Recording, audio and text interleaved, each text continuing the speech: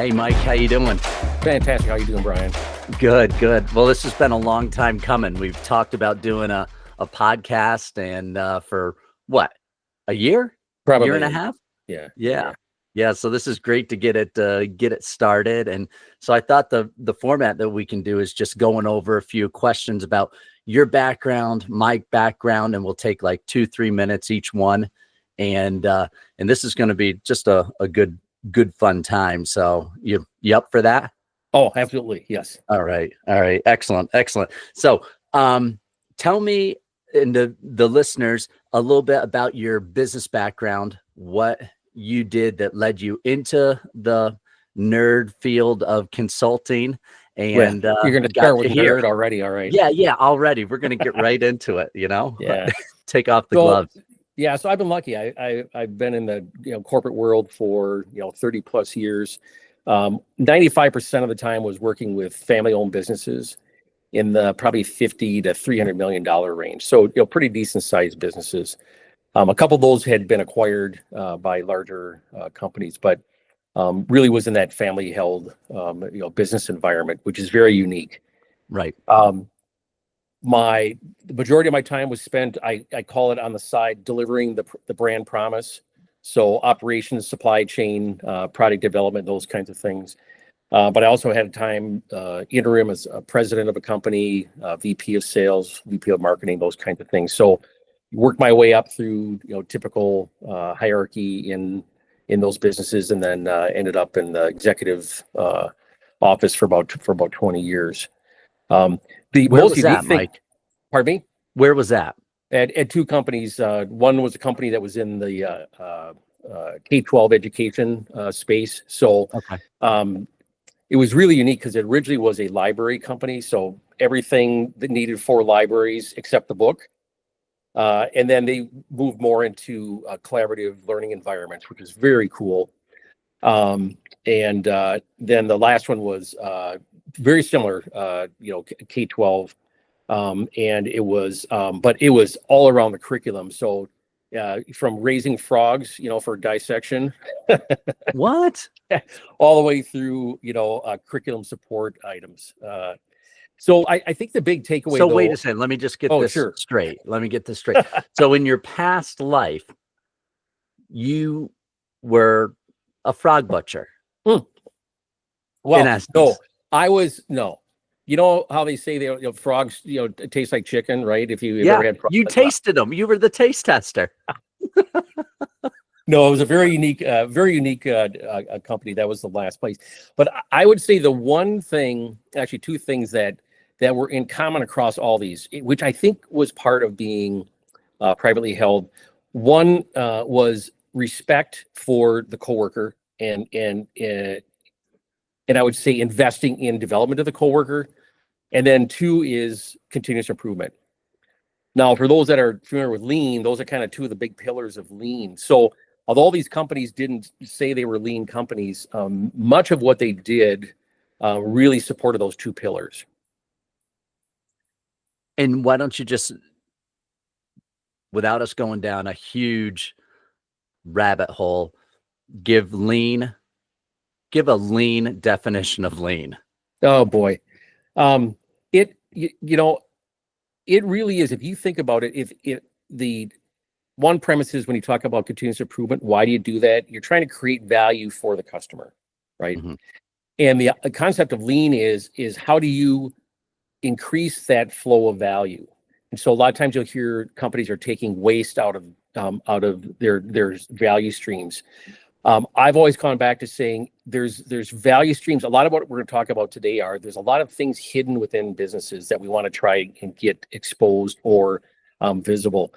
And some things that most companies don't know is they actually have value streams within their business. And the concept around lean is taking waste, taking rework, delays out of that system, out of that value stream, so that you can create value and get it to the customer faster. What that ultimately means is it takes less time to do it. We can shorten the lead time, and we have better quality going to the customer. And we can deliver on time, which is right. Fantastic. Yeah. And so initially it sounds like, wow, this is all manufacturing, warehousing, that type of thing. But what I've learned from my world is no, it isn't. This can easily be applied to the service sector and in even smaller areas, uh, the retail and even the restaurant industries. So that's interesting you say that. Yeah. 100%. We Yeah. actually had acquired actually two small software companies when I was at the K-12 business, and we applied lean product development within those to develop software. So you're right. It's knowledge work, it's manufacturing, it's distribution, all across the business. You can apply those concepts. Yeah. Yeah. All right. Let's see here. What made you want to get into consulting in the first place? The nerd area, the Uh, nerd center, let's you call know, it. so after I wrapped up my last corporate gig, I took 6 months off and I was trying to decide what to do. And I thought, well, I think I should hang out my shingle and be a consultant because, what else am I going to do, right? Well, it was interesting. Literally a week after I hung my shingle out, I got a call from my prior employer, and they had put in a warehouse management system, and it was not going well. And so I was one of the few that were left in the area that were available, one, and two, knew enough about it to come in and help. And so that the idea was get this WMS warehouse management system to work as designed and as they implemented. The What it ended up being though was, and we didn't end up doing that. We ended up having to take it out and revert back to the original system. But Brian, the time I had working with the team on the floor, I mean, this is in a distribution center, right? On the floor, working with the teams and trying to kind of sort through all the chaos that was going on and get to the point where we could make a decision. And when you see people light up when they hear that we're taking their recommendations and running with them, when we can visibly show the improvements that they're making and Yeah. teach them how to do problem solving, I just took a step back and said, this is magic. Oh yeah. Like, this is magical. The engagement that creates is off the charts. Yeah. And the smile is contagious and the energy and the whole culture just goes through the roof. So yeah. So that was it, man. It was supposed to be a two-month engagement, ended up being 9 months. And when I walked out of there, I'm like, okay, this is it. This is what I'm going to do. Awesome. Yeah. Okay. Give me that watershed moment in your life and where it took you. Now, this can be business related or it can be personal. So go ahead. I'm leaving that somewhat open. Well, hopefully I don't break out in tears here, but okay. Well, we can edit that part. Yeah. Don't worry. It was meeting my wife. I met her almost 40 years ago when I was going to school. I went to a small school in Wisconsin, UW Stout. And we met. We actually stood up in a wedding for, I was a groomsman and then she was a bridesmaid. And they thought it'd be kind of fun to have us meet each other. And so we met in November of '87. And that was it. I knew immediately, I'm going to marry this gal. And she changed the whole trajectory of my life. Now, was she as convinced or not? Oh, it took a lot. It took years of convincing. And in fact, I'm still working on it. You're still convincing her 40-year project of saying, hey, this really does work. Here's the future state, and we're getting closer and closer to this nirvana. No, I think we both saw stars, and we ran with it. So met in November, engaged by Valentine's Day, actually talking marriage by Super Bowl, engaged by Valentine's Day, and then married a year and a half later. That's hysterical. That is great. Still married. So there, as far as if we were to adapt this to like a lean pipeline, I mean, there really was no restrictions there. There was no waste. There was a constant flow. There was no waste of, I'd have to spend a lot of money dating her and wining and dining, right? I just moved through the pizza, coffee, breakfast, very fast, got her to the altar as quick as I could, and then, went from there. Yeah, that's right. You're much quicker ROI. So that's great. Good move. Good move. I love that, Brian. So, all right. And thank you for bringing up the wife thing, because that story I was not gonna mention, and now I have to. So you set the bar so high. Good job. Thanks a lot. I apologize, dude. Yeah, you should. You should. We might just cut that whole part out in that question. What do you hate about the consulting business? Give me your hate.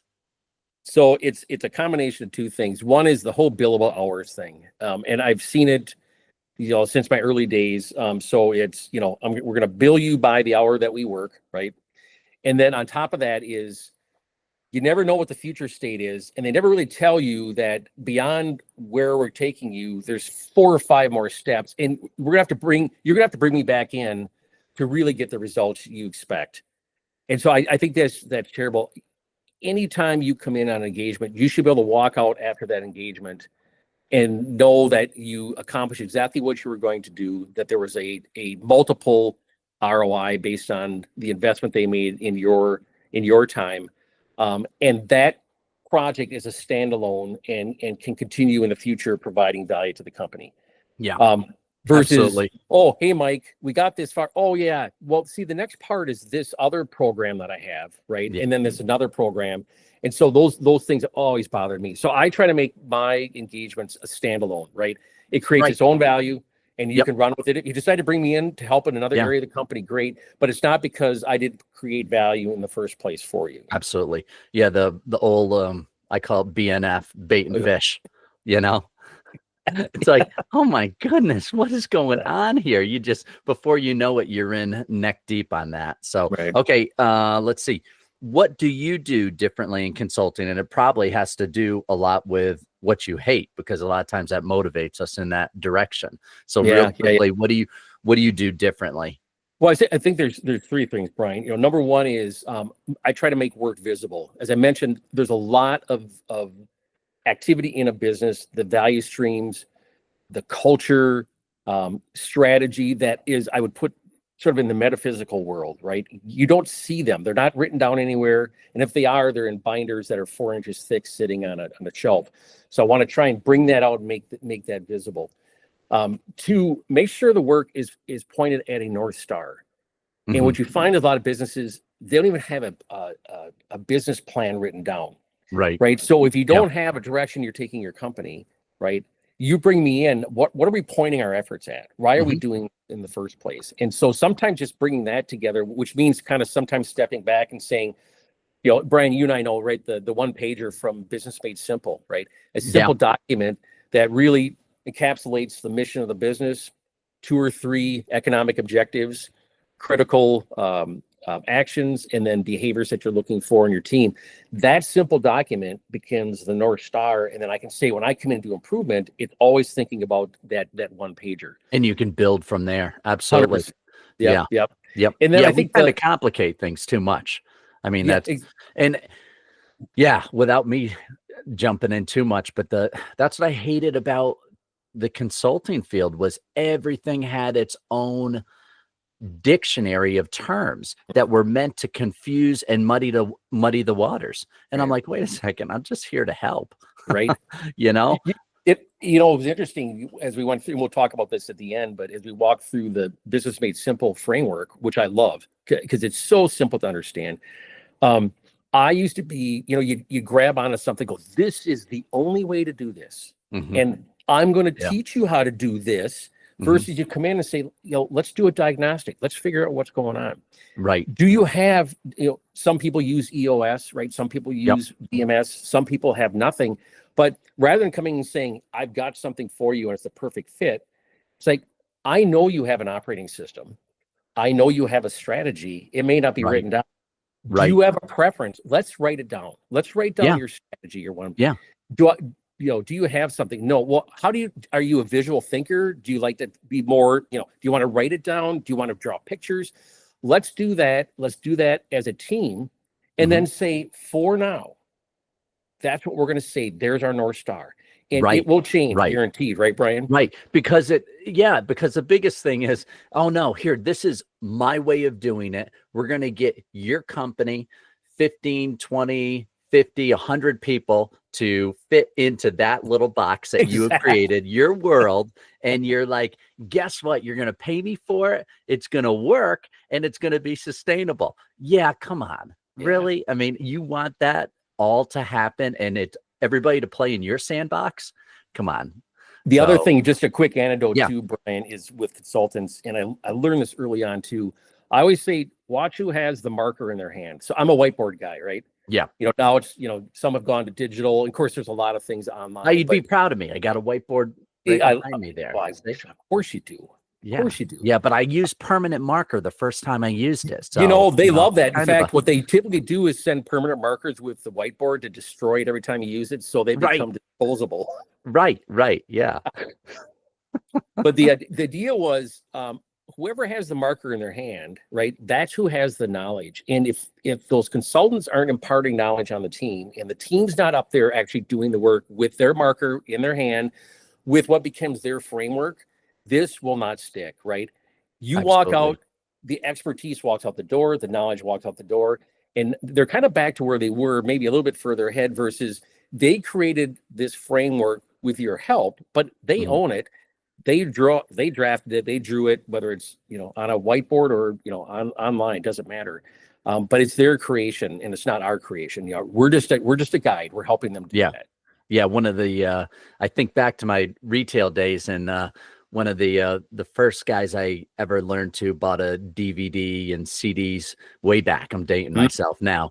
Was with Bob Negan, and I think he's out of Minnesota. Anyways, and he said, fall out of love with your product and in love with your customer. And I'm just like, yeah, I think the consultants should take that as a little word of wisdom, because we're so in love with our system in this way, and it's a perfect way, and there isn't any flexibility. So yeah.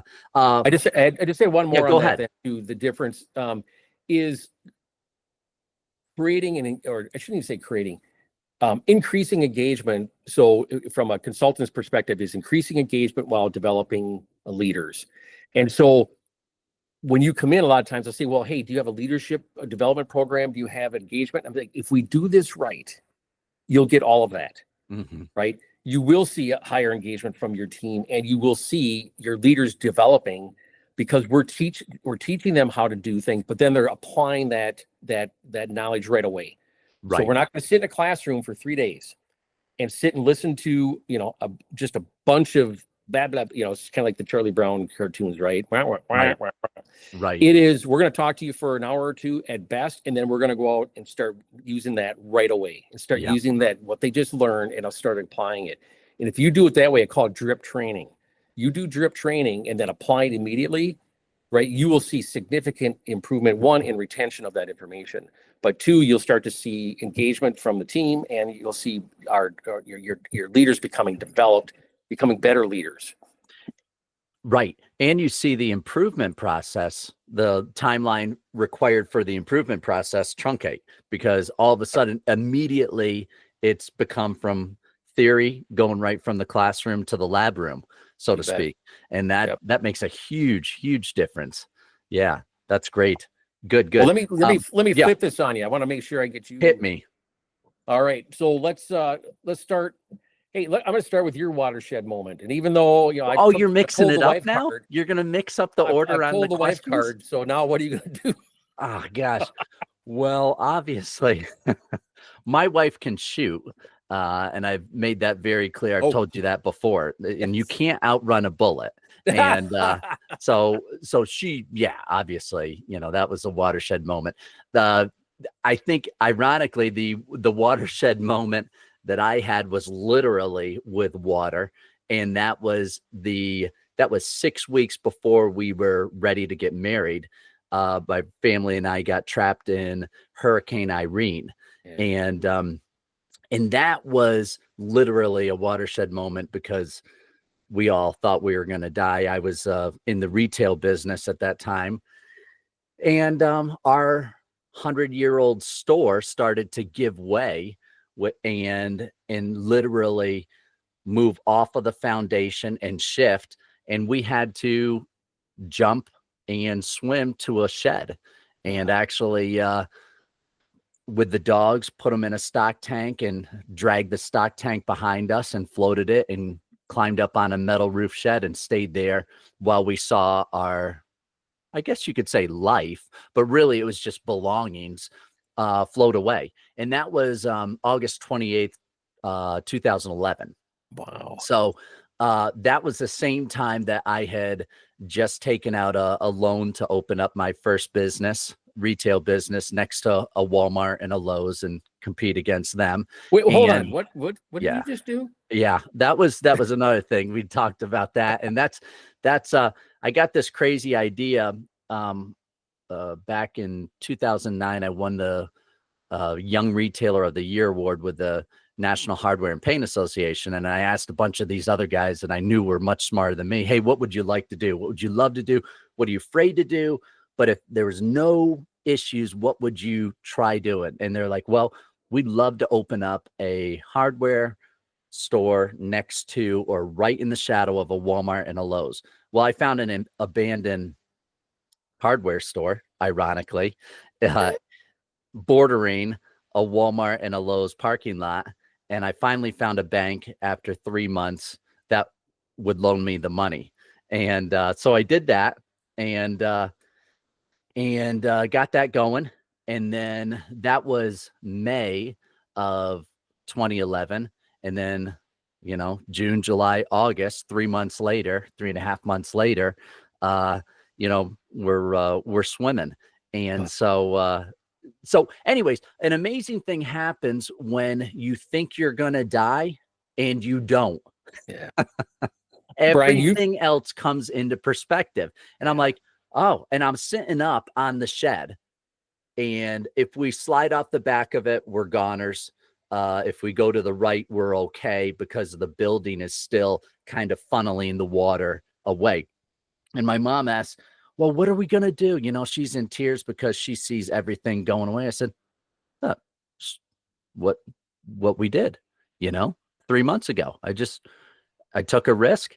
We started over, I said, that's no big deal. So we just do it. So I felt bad for those people that lost everything, but didn't come close to having that epiphany from almost losing their lives in that sense. Yeah. So and that can change your life. And it gives me chills because Brian, you've shared that story a number of times with me. And I'm blown away. I tell you something really quick. I watched a Netflix documentary last night called Joplin. So in 2011, and I forget what time of the year, but it was tornado season. I think it's the largest twister ever in the United States hit Joplin, Missouri.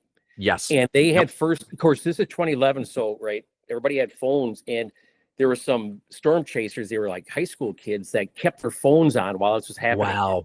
So, Brian, people go, I can't understand or feel like what you went through. You're hearing them narrate over and seeing what was around them. And so now, it gives even more chills, which is really weird, though. It's the same year that happened to you. So there must have been some insane weather patterns in 2011. Yeah. In fact, some of the people that came by to help had just come from Joplin. Oh, no kidding. Yeah. I believe that was the one because I remember they were referencing tornadoes. So yeah, that was a crazy time. So that kind of reframed my thinking in general. And so, yeah, that was definitely a big moment. And then I got married six weeks later, and I was like, hey, I almost lost my life. I might as well give my life to somebody else. So that was the joke. And also the fact that my wife was marrying a homeless man. Yeah. So that was a big joke. And she's like, you have to stop saying that. But I'm like, it's true. But no place to go but up, right? So that's right. You started the bar really low. That's awesome. Right. That's right. So well, I'm blessed that I met you and that you're able to share that story, but also what it did to propel you forward, Brian, which is incredible. You and your family. So well, let's take a step back. Let's talk about your business background. Okay, business background is retail. I went to school for investment banking. Graduated during the dot-com bubble. So I ended up going back to my family's third generation retail business, which was a struggling hardware and pet supply store and large animal feed store in a town of 500 in upstate New York. And then, like I mentioned, we re-engineered it, and I won an award 2009. Then in 2011, wanted to start my own. And since that was going to be I mean, my parents thought it was a little bit risky Yeah. taking out a $300,000 loan to open up a store next to a Walmart and a Lowe's. Just a I mean, little, and come you're an on. investment banker on top of it. So, Well, no, I never got to that stage. So maybe there's a reason why I wasn't hired. hey, Brian, just so take a step back. How did you, so you've got a family owned business, right? That Yep. you said was, I don't know if you use the word struggling, but it was doing okay. You turned it around. How did you do that? I mean, one, you've got a family environment and they've run things a certain way. Right. What Right. did you bring? What did you bring different to the table that one was able to get them on board with you, and then two is to be able to make those improvements? Well, it's such a small team. And when you're dealing with family, it makes it especially, shall we just say, volatile situation. Yeah. Might make Thanksgiving and Christmas is very awkward if you make too many big changes. So it was making sure that whatever changes we did, everybody was on board with, because you get one little piece of dissension and then it can just sink the battleship. So that was a main thing. And it was taking some time with the changes that needed to be made, both inventory reduction, inventory optimization, Mhm. getting a better pricing structure set up, and then really putting things forward with a marketing and sales program that worked and talked together. So Gotcha. as much as we could do back then, Yeah. and the tools are much more limited. Were limited back then than what we have available now, which is awesome. We'll go on into that probably other episodes. But yeah, Sure. that's we starting with the people, and then we'd work on the product and getting that selection right, and then really pushing it out to the surrounding community. So yep. Wow. So let me think about this. So Hmm. focus on the people, creating value for the customer, continuous Yes. improvement. Wait a minute. You're a Yes. lean guy. Oh, full. Mister, I will Mister, never, ever, I'm a ever admit maverick, to that. right? I'm a Yeah. maverick. I'm not a guy that can be, put Yeah. through through a method. Yeah, don't put me through a pipe. I'll get stuck. I don't like that. I'm claustrophobic. I Okay. got So you, just, dude. I knew it. I had to just go back further in your background, and I oh totally didn't man, find you it. should be a lawyer the way you baited me right there. You're a good consultant. You did that bait and switch. Exactly what I said. Yeah. So then, and then opening up another business. And that's when I really realized I cannot compete against Walmart and Lowe's Mm. head to head. I have to flank them. And so that's what we did for years. And it worked out fantastic. Opened up another location, and that was great. It was a whole process of evaluating what are they not doing good or Mm. not as well that I can exploit. So that's where it went. Yep. Yeah. I can tell you, so we've had properties up in northern Wisconsin for years, and it's in a smaller communities. And I tell you what, the lifeblood of those communities is a really good hardware store. Mhm. I remember the first time we had to do some major repairs, and they said, "Take whatever you want, go grab these pipes." And I think they actually took a picture of what we had instead of ringing it Right. all up. Right. And we took it back, we fixed whatever we had, and then brought it back. And they said, "Okay, well now we'll figure it out." But any problem we had, Brian, they could solve for us, Right. right? And this is a Right. small hardware store in the middle of nowhere, but this is what they're used to, right? You got frozen pipes over the winter, seasonal, homes, that kind of thing. So Yeah. they were used to dealing with it, and they catered to the local clientele Yeah. directly, right? Absolutely. Absolutely. Yeah. And then it's also a matter of, we had to evaluate, what do we stink at? What Mm. do we naturally not do well? And how do we minimize that gap between what we don't do well and what they do great, the competition? And some of it was, man, we don't do a great job of driving extra traffic in at every 28 days or every 14 days, so we set that as a KPI basically, and then measured it, how are we going to, minimize that time? So, Yeah. yeah. So why? I mean, so I understand that you grew up in sort of the hardware business. You Right. um, you started your own businesses, but why stick with hardware? Why stick with the pet supply? What is it about that those markets that you really enjoy? Yeah, so that's that's where you talked about getting Yeah. emotional, and it's pretty sad. I wasn't getting emotional talking Ah, about my wife, but I just got a little bit misty-eyed there when you start saying that. If there's one thing that, I think of two people. One, yeah, I won't go into great detail on their relationship, but the uh, two people, both of them owned stores for decades. mm, Um, the one gentleman wanted to sell but never did, and he ended up just dying mm, and dying on the golf course, and end up leaving leaving the business, which was a thriving business, to his wife to try to figure out, and it went under within a year or two. Um, I think of and then another person who was trying to make a go of it for 30, 40 years, couldn't keep up with the times, and they ended up selling it for pennies on the dollar, uh, not dimes, pennies on the dollar. Um, so it's really personal to me, because I know people that have actually even lost their families because sure. y- putting the business first. And I love the American dream, and it is, America is the best. The US is the best country to live in. The problem is sometimes we feed our egos with the entrepreneurial viewpoint and the small business viewpoint, where that has to be number one. We have to be willing to sacrifice family, our own health, our finances, everything to do that. And if we just pull ourselves up by our bootstraps, so to speak, it'll all work out. And I've seen families get divorced, kids hate their parents, things like that. I personally went through some of that.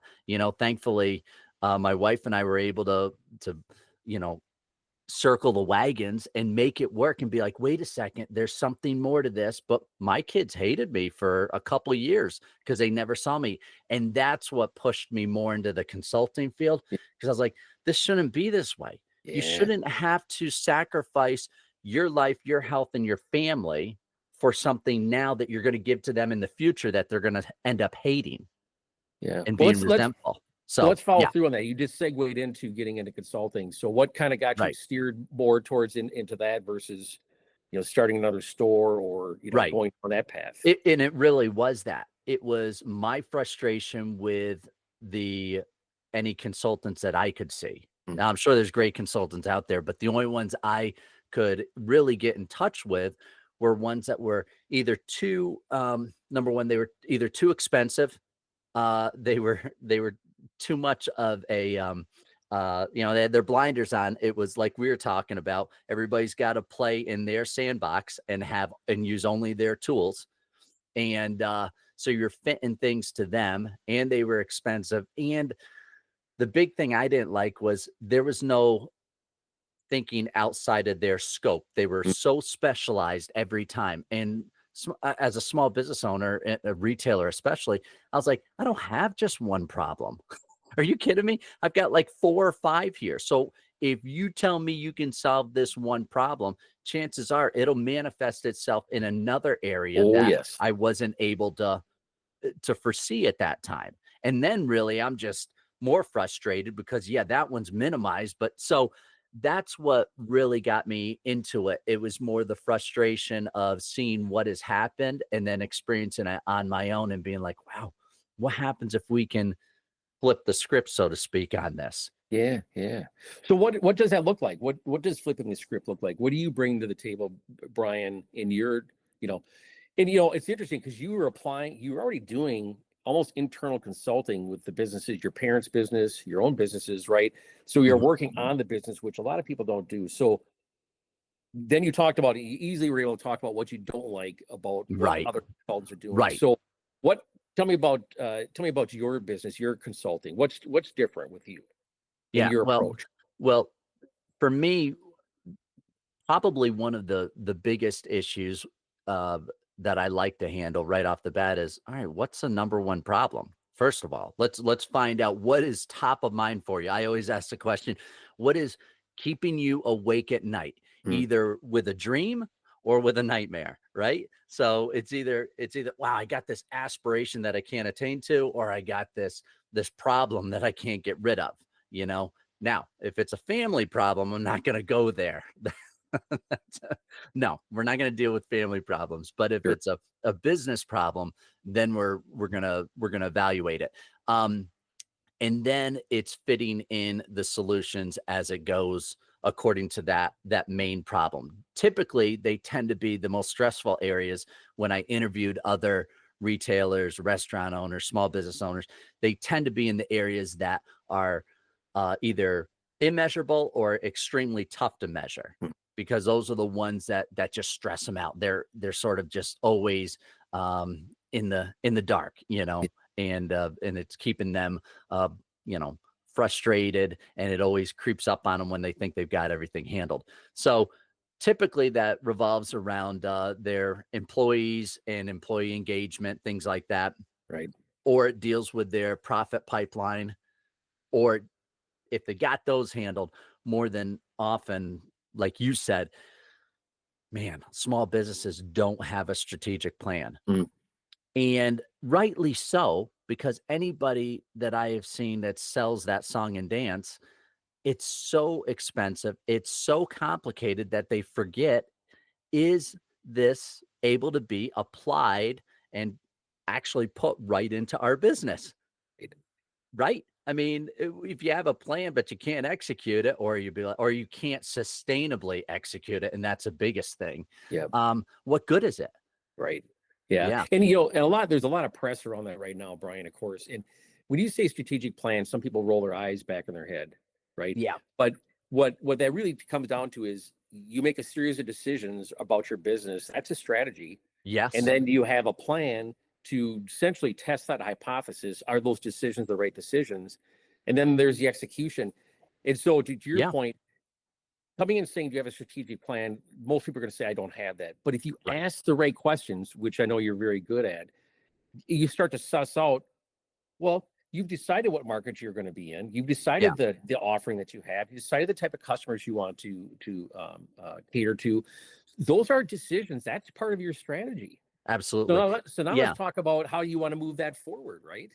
Right. Absolutely. And I was just writing this week, I'm writing an article for the NHPA on succession planning. And I'm like, my gosh, is there anything more boring than this succession planning? I mean, that's like writing out your own will. Nobody gets jived about that. Hey, I can't wait to think about my death. Yeah, let me plan on this, And then I realized it's getting on the golf course. That's what you're planning. Yeah, exactly. Yeah, exactly. I realized afterwards that I'm like, wait, let's change succession planning to success planning. And success is right in that word. And I'm like, wow, that is great, because then it changes the focus from way off in the distance to something that's now. Oh, I want success now. I may not want to sell my business now, but I want to succeed now. So, okay, how do we do that? And then roll it forward. So, I want to take a step back. You had mentioned, you're trying to find that problem. And sometimes it is, what's weighing on them most heavily is family. Like, there's a family issue.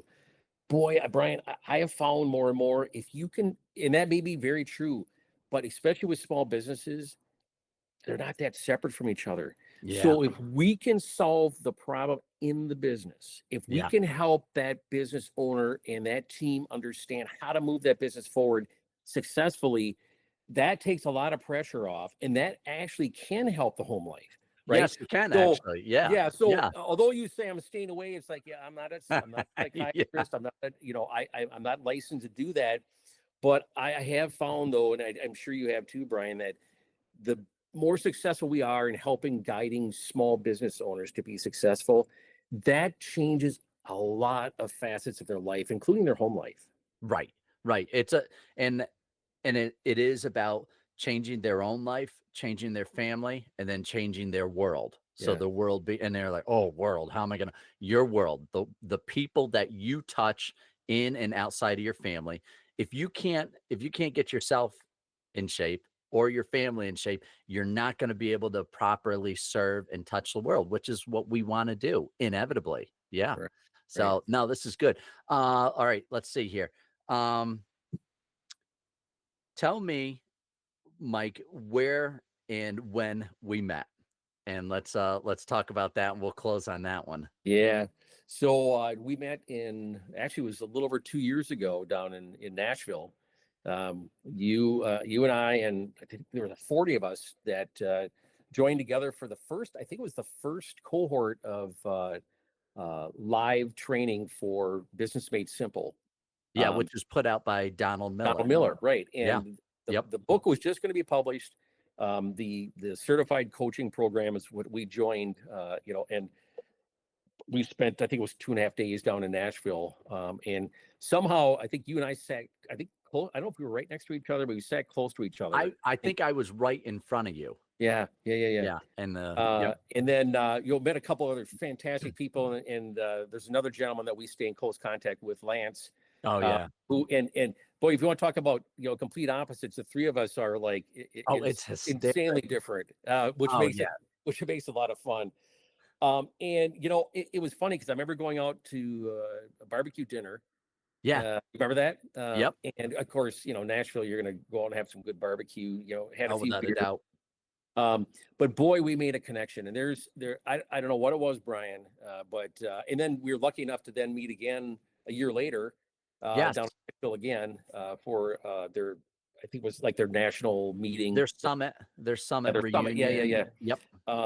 And so just truly blessed to have met you and Lance, and we continued to talk, sometimes daily, Right. but at least weekly. And so that's what I remember, Brian. I remember just we were like, I think, destined to meet for whatever reason.